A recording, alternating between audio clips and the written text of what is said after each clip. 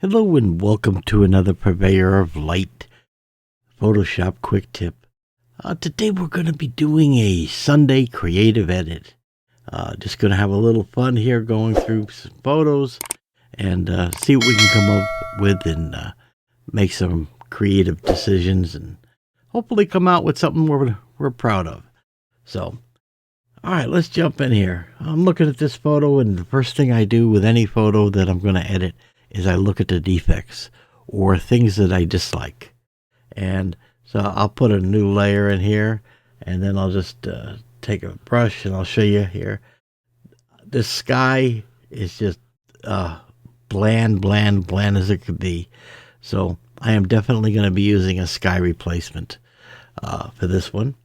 And I'm also looking at the buildings, and I can see where the sunlight is coming, and that's very important.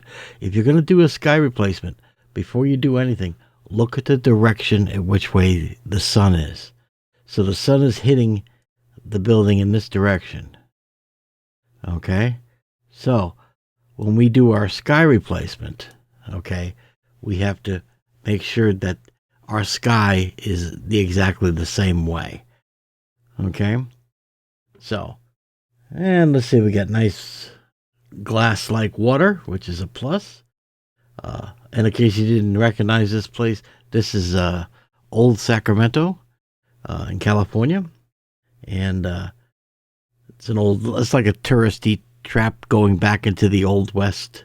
They do up the town there, like the Old West and that, stagecoaches and so forth. They've got a railroad museum and so forth here. Very nice for a weekend.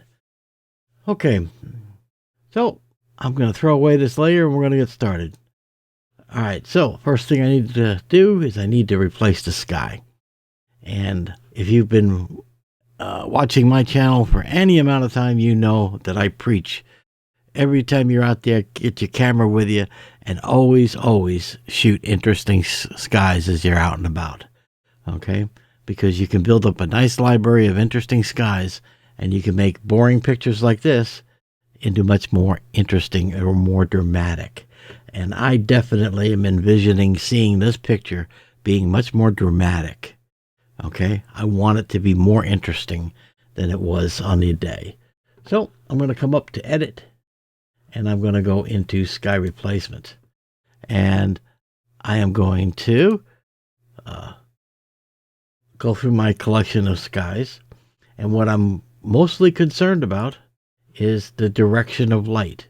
Now you can see from the default sky right here, this will not work because we have the light hitting the right side of the clouds, and so it's reversed what it should be. So I would have to flip this like that to have the light coming from the left to the right. Otherwise, it wouldn't work. So always, when you do your sky replacements, pay attention to the direction of light. Okay, but I don't like this sky anyhow, so we're going to go through my library and we're going to see what I have here. And I'm just going to go through and see what I like. That's no good. Don't like that. Not interesting enough. Let's see. Now, this is just not interesting enough for me. I do like this sunset picture here, because this is taken at a sunset time. That's interesting, bringing more drama into the picture. Okay, direction of the light is correct. All right. And it puts a lot of drama in, so I'm going to go ahead and take this one here. The edges look good. The brightness, I think it's pretty good. And we'll just hit OK, the new layer. And now the sky replacement has built the whole package, and we can move on from here. All right, so I'm now looking at this thing, and I'm like, okay, that's looking pretty good. Okay, there's the before and the after. It's definitely more interest now in the eye. I'm going to go ahead and make a visible clone stamp layer above this. So Alt Command Shift E, and that makes a stamp layer. And now that I have a stamp layer, I'm going to right click on that, and I'm going to make it a smart object. Okay, I'm doing that by right clicking.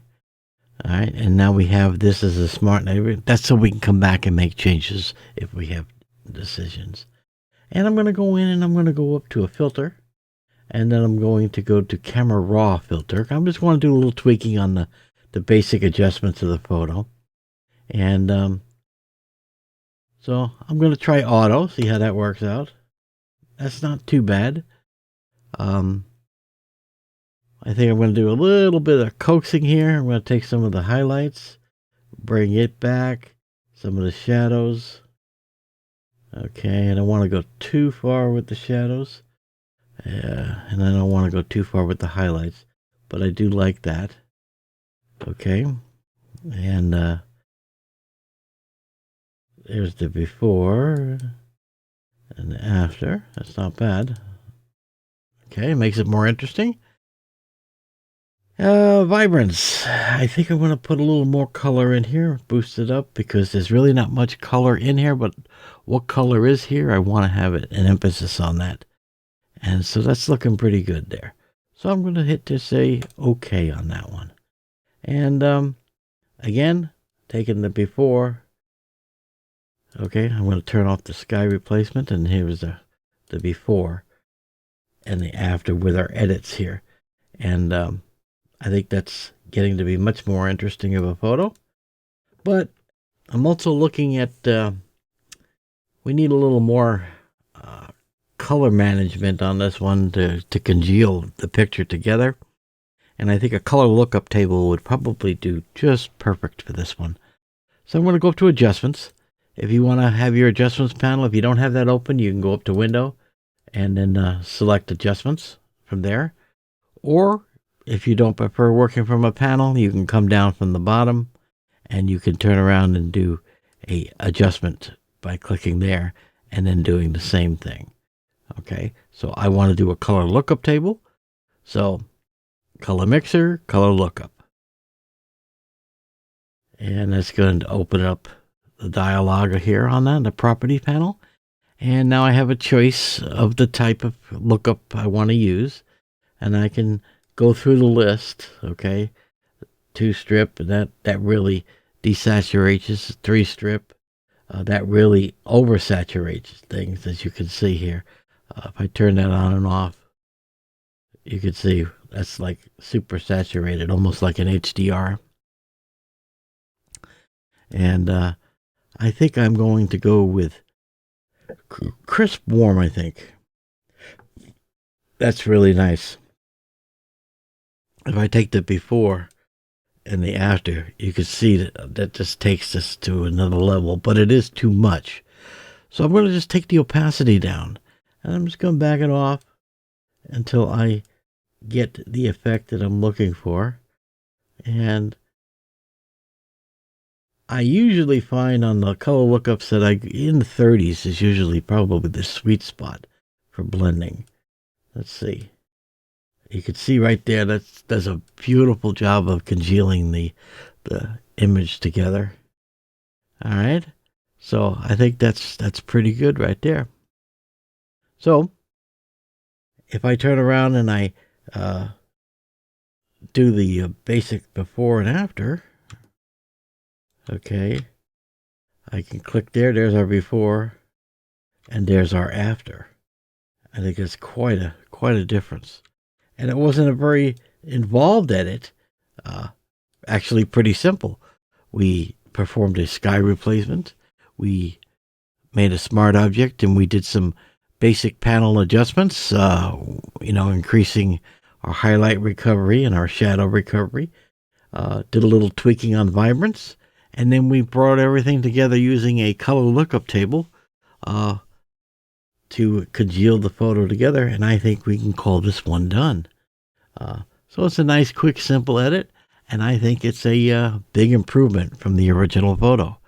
So, and that's what this is all about. It's just about to get you to get in here and start playing with your photos and start making your own masterpieces.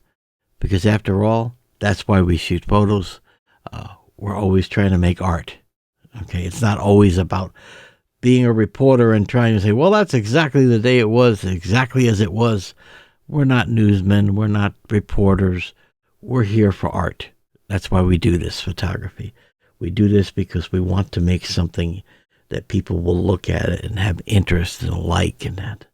And I think we've successfully done that here. We've taken an ordinary photo and add a little more drama and a little more interest. So I'm going to go ahead and call this good. And until next week, you guys take care.